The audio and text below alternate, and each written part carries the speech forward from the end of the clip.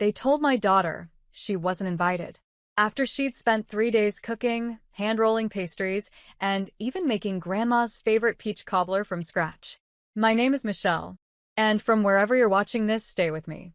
Have you ever watched your child be treated like they're invisible and had to decide, right then, what kind of mother you are? Because when I saw her standing there in the kitchen, apron covered in flour, eyes wide after reading the text my dad sent, I felt something snap. Change of plans. We're doing a restaurant instead. Adults only. That's it. No apology. No explanation. Just a decision made without her. After she'd planned the entire menu, made handmade place cards, even decorated the dining room for my mother's 68th birthday. My daughter, Emma, whispered, "Did I do something wrong?" I looked her dead in the eye and said, "No, baby." But they just did. I didn't scream. I didn't call anyone. I simply texted back one word to my dad. Understood. Then I picked up the phone and started making other plans. Not out of spite, but because I wasn't going to let them teach my daughter that her effort was disposable. They wanted an adults-only party? Fine. But the celebration we were about to host would be unforgettable. That night, while my parents were clinking wine glasses at some overpriced seafood spot, Emma and I were lighting candles in our backyard. I called a few close friends, people who actually valued her. We laid out the feast she had made. Every dish. And what happened next? Well, let's just say word spreads fast when there's a party with real love in the air. By midnight, our yard was full. Neighbors, Emma's teachers, even the local bakery owner she once helped carry flour bags. They brought music. They brought wine. And 15 hours later, just as the sun rose and we were laughing over leftover cobbler, there was a knock on the front door. Then pounding. The door started shaking. Guess who finally showed up?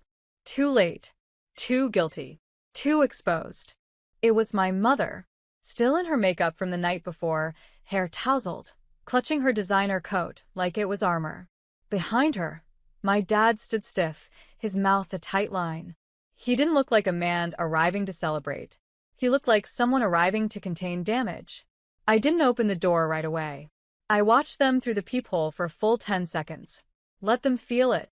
Let them wait. Then I opened it. "Oh, good," I said, leaning casually against the frame. "You're finally here. Peach cobbler's all gone, though." My mother blinked. "You had the party here?" After we said. I stepped aside just enough for them to see behind me. Emma, still in pajamas, laughing with her art teacher at the kitchen table. Plates stacked high. Music still humming low from a Bluetooth speaker. There was warmth in that room. The kind they hadn't earned. "You said it was adults only," I said calmly. "So we honored that. We only invited grown-ups, people who don't treat a 16-year-old like staff." Dad cleared his throat. "It was just a misunderstanding. Your mother didn't mean to exclude her." My jaw clenched. I stayed silent. Let the silence speak. Because yes, they meant it. They just didn't expect consequences. My mother's voice softened. The fake version she uses when she's losing control. "You're blowing this out of proportion, Michelle. The restaurant wasn't going to allow minors. We didn't think it would matter." I cut in. Her mouth hung open. "You didn't think, Mom. Emma cooked for 3 days. You knew that. You told me to have her make your favorite sweet potatoes. She made them. She set the table. She even ironed napkins." "She's a child," my father snapped, suddenly defensive. "This wasn't her responsibility." "Exactly," I said, my voice dropping. "But she wanted to honor you. And you told her, without a shred of grace, that she wasn't welcome." They stood there, frozen in the threshold. I tilted my head. "Tell me, what hurts more? Being excluded? Or realizing the people you excluded threw a better party without you?" I didn't wait for an answer. I closed the door, gently, not in anger, but with finality. And on the other side of that door, Emma looked up at me, eyes searching. "You okay, Mom?" I smiled. "I'm perfect, baby. Let's reheat the mac and cheese. Because sometimes revenge isn't loud. It's warm. And it doesn't knock first. It opens the door to people who never left. By Monday, the phone calls started. First my aunt, then my cousin, then the real kicker, a voicemail from my dad that began with, "This family has always respected tradition." I listened with the same care I'd give a junk mail ad, because now I saw it clearly. Their definition of tradition meant compliance. Politeness over truth. Image over impact. Emma came home from school holding it together, barely. "Grandma did look at me in the hallway," she said quietly. She turned away like I wasn't there. My heart twisted. This wasn't just about a birthday party anymore. It was about the pattern. The way they dismissed anyone who didn't fit their mold. Emma, with her bold spirit, her love of baking, her neurodivergent brilliance they never tried to understand. She was a reminder of everything they couldn't control. And they punished her with silence. I sat her down that night and pulled out a stack of photo albums. Page after page, birthdays, Easters, anniversaries. Do you know what I noticed? Emma was in the photos, but never celebrated in them. Always helping. Never the guest of honor. "I used to think I just didn't like parties," she said, tracing a picture with her finger. "But maybe I just didn't like their parties." My throat tightened. "They don't get to decide your worth," I whispered. "And they definitely don't get to silence your joy." She gave me a small nod, but I could see it. Something had cracked. A piece of her childhood belief that family always means safe. And I knew, as her mother, I had two options. Let that crack widen into cynicism, or fill it with something stronger than their coldness. So I made a decision. We were going to throw another party. This time for Emma. No occasion, no permission, no formal RSVP. Just a celebration of her existence. I booked the community center. I called her favorite local band. I even ordered a custom cake with one word written in gold. Scene. And when I posted the invitation online, I didn't tag anyone from my family. But word travels fast in a small town. The same people who uninvited her were now wondering why the whole town was suddenly RSVPing yes to the one party where their names weren't even mentioned. And that silence was starting to burn. The day of Emma's celebration, I watched her walk into the community center wearing a soft gold dress she'd picked herself. She looked radiant. Not in the polished way my family admired, no. She glowed from the inside out.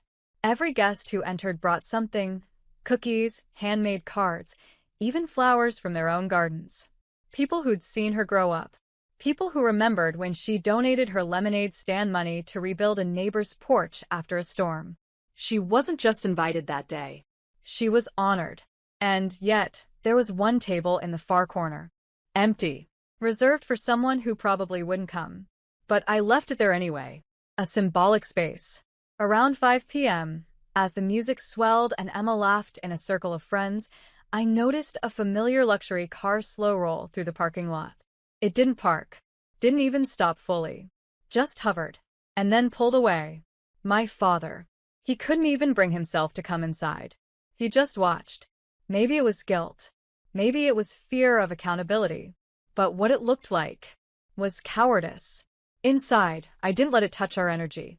Emma was mid-speech. Yes, she made one herself, thanking people for believing in me, even when I forgot how to believe in myself. I bit my lip to keep from crying. And then, the crowd parted. My sister, Megan, stepped in. Late, unsure, holding something wrapped in paper. Emma stiffened. They hadn't spoken in almost a year. Megan had always been the golden niece. The one who got the family look and knew how to stay on script. But right then she looked different. Small. Nervous. "I didn't come for Mom and Dad," she said, voice trembling. "I came for her." She handed Emma the wrapped package. Inside, a framed photo of them as toddlers, baking cookies in Grandma's kitchen. "I was too scared to stand up for you," Megan said softly. "But I'm here now." The room stilled. Emma blinked fast, tears rising. "Thank you," she whispered. Megan reached for her hand, and the two of them, so different, yet bound by blood and 1,000 silences, stood together under the string lights. Later that night, Megan pulled me aside. "You know Dad's been talking to a lawyer, right?" I blinked. About what? She looked down. He's rewriting his will. But don't worry, that ship might have already sunk. I didn't ask more, because I knew then. The ripples of our quiet stand were reaching shores they never imagined. It started with a knock. 15 hours after the party ended, just as I was cleaning up leftover decorations and rinsing dishes, the door started shaking like someone was desperate to break through. I opened it slowly. My mother stood there, tight-lipped, eyes rimmed red, still dressed like she'd come from church, except her hands were shaking and she wasn't holding her Bible. "We need to talk," she said. No hello, no apology, just entitlement wrapped in pearls and perfume. I didn't move. I simply folded my arms. "You made a spectacle," she hissed. "Posting photos, inviting people outsiders, and making your father look like a monster." I held her gaze. He did that himself when he texted a child that she wasn't welcome. She flinched, but only for a second. "I raised you better than this," she snapped. "No," I said, voice steady. "You raised me to smile through mistreatment. You raised me to value appearances over people. You didn't raise me to protect. You raised me to perform." Her breath caught. "You think that party makes you a better parent?" "No," I replied. "Emma does. The way she holds space for others, the way she forgives, the way she still hoped you'd show up, even after you erased her. That's what makes me proud." She didn't speak. For the first time, she looked uncertain. Then, she took a trembling breath. "Your father's rewriting this date. He's hurt. And he's angry." I almost laughed. "So, this isn't a visit. It's a warning." She didn't deny it. She just looked past me into the house. "You're making a mistake. He won't change his mind." I stepped forward and gently closed the door halfway. "I'm not asking him to. Let him keep the inheritance. Let him clutch it like it buys him absolution. I don't want it." Her eyes widened. "You're throwing away millions over a child's feelings?" "No," I said calmly. "I'm protecting my daughter's soul. You taught me the cost of neglect. I'm teaching her the value of worth." And then I shut the door. Behind it, my hands were trembling. But inside me, there was no doubt. Because when you break cycles, it doesn't come with applause. It comes with slammed doors, trembling voices, late-night visits filled with veiled threats. But I wasn't a scared daughter anymore. I was the mother who said enough. And, in that silence, I heard something new. The sound of legacy shifting. 2 days later, I got a letter. Not an email. Not a call. A thick envelope. Cream-colored. Hand-delivered. From a law office in our town. Same one my dad had used for decades. I knew before opening it. But what I didn't expect was how detailed it was. Page after page spelling out how my parents were removing me and my daughter from every trust, every property deed, every long-promised inheritance. No college fund. No share in the family vacation home. No access to the family foundation I helped build when I was barely out of college. Signed. Stamped. Witnessed. Their revenge was legal. Their cruelty official. But what struck me most was the tone. Cold. Surgical. As if I was a liability being erased from a spreadsheet. Emma walked in while I was still holding the letter. She took one look at my face and froze. "Mom," I turned slowly. I wanted to hide it, to shield her. But I also knew I couldn't lie. "They cut us out," I said. She didn't blink. She stepped forward, took the letter, skimmed it with calm I didn't know she had. And then, "Good," she said. I stared. "Emma?" "No, Mom," she said firmly. "They did it when they uninvited me. This is just them admitting it on paper." I never felt prouder of her than I did in that moment. But something still burned in me. Not anger. Not regret. Resolve. I spent the next 3 days making calls. Not to lawyers. To people. The ones who came to the party. Who posted photos. Who whispered things to me on their way out like, "Your father always did play favorites," or "It's about time someone in your family did right by that girl." Turns out, that little party stirred something. And not just in our town. A local journalist had written a heartfelt blog post about it. The girl the birthday forgot. By the end of the week, it went viral. Thousands of shares. National outlets picked it up. Talk shows called asking for interviews.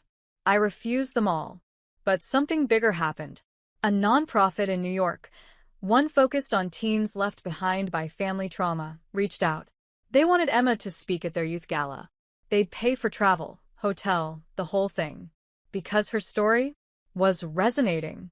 Not because it was unique, but because it was far too common. And in her pain, she gave others language. My parents had erased her from a table. But now, she was being handed a stage. The ballroom was golden. Hundreds of guests. Ceiling lit like a dusk sky. Cameras flashing softly in corners while servers passed around sparkling cider.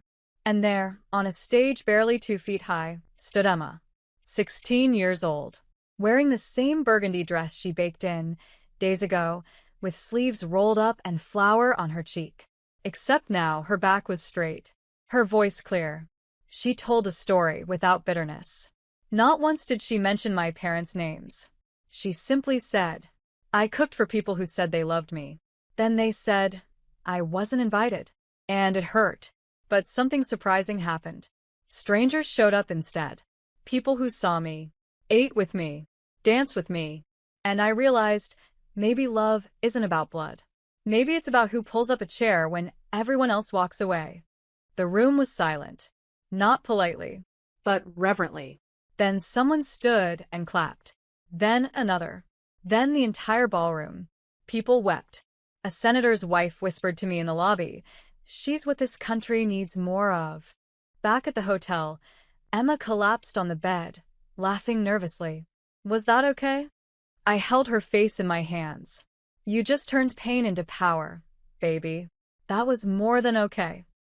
The next morning things changed. Not publicly, but intimately. I got a message from my brother. The one who had always stayed quiet.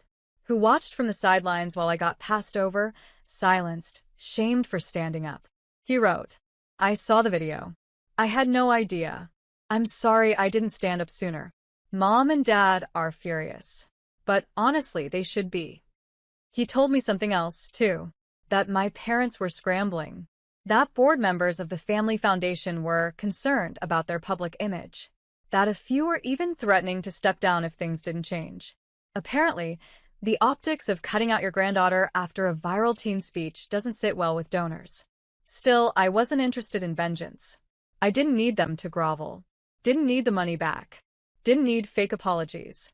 What I needed was already here. My daughter. Braver than I ever was at 16. Loved not by obligation but by choice. And as we boarded the plane back home, she leaned her head on my shoulder and whispered, I think I want to start something for other girls like me. That's when I knew this story wasn't about a party. It was about a spark. One they tried to blow out and only made brighter. It started with a name. Emma came into my room one night with a sketch pad clutched to her chest. She said, I want to call it the Table Project. I blinked. The what? She grinned. You know, for girls like me. Girls who got left out. I want to build a space for them. Real tables. Virtual ones. Where they always have a seat. I sat there stunned. All I'd wanted was to protect her. But somehow, through all the pain, she had found purpose. We launched a small website. No fancy PR. No big budget. Just a few words. Everyone deserves a seat. And if they don't give you one, we'll build you a table. Within days, donations poured in. Not from celebrities. Not from corporations. From single moms. From teachers. From grandmothers who said, this reminds me of what they did to my daughter. A local community center offered free space. A bakery donated food for our first event. The same one that delivered that chocolate cake to our tiny, defiant dinner party. By spring, Emma was hosting monthly gatherings for teens. By summer, the Table Project had a grant from a women-led foundation. By fall, a publisher approached her about a book. And my parents? They watched it all unfold. They saw their granddaughter on television. Saw people cheer for the girl who got forgotten and refused to stay quiet. My dad called once. Left a voicemail. Said, we made a mistake. Can we talk? But Emma? She listened to it, deleted it, then said calmly, "It's not my job to help them sleep at night." I didn't disagree, because here's the truth. Forgiveness is powerful, but boundaries are holy. We didn't seek revenge. We sought healing. And sometimes, the sweetest justice isn't slamming a door. It's opening a new one they no longer have the key to. So now, every time a girl walks through the doors of the table project and sits down, I remember that text my father sent. It's adults only. And I smile. Because my daughter? She made her own guest list. And this time, no one gets left out.